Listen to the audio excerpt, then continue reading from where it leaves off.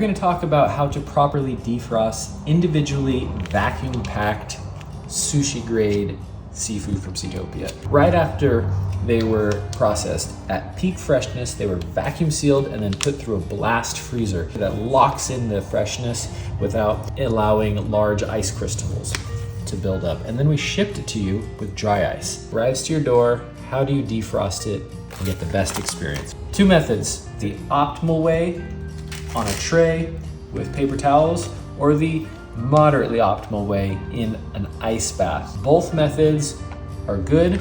One's slightly better than the other. All right, let's dive in. This piece of fish, I'm gonna defrost it in a hurry in an ice bath. The colder, the better.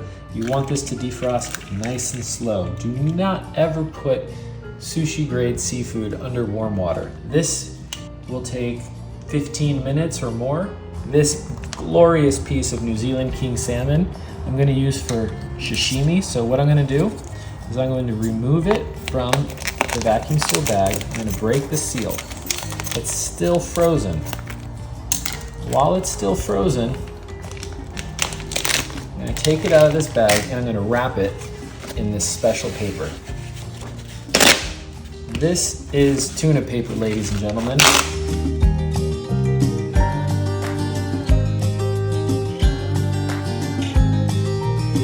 The goal here is to keep most of the oxygen away from it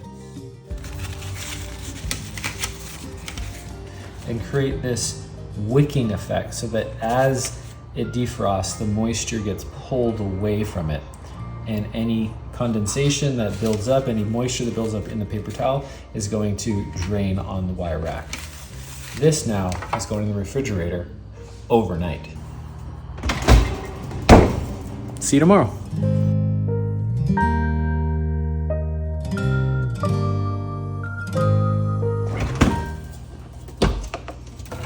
24 hours later, James has the same shirt on. Look at how beautiful this fish is. It has maintained the texture of beautiful sushi grade salmon. And this happens because of the way that we defrosted it. Proper defrosting, proper drying results in a much better quality fish. This is essentially a dry aged process.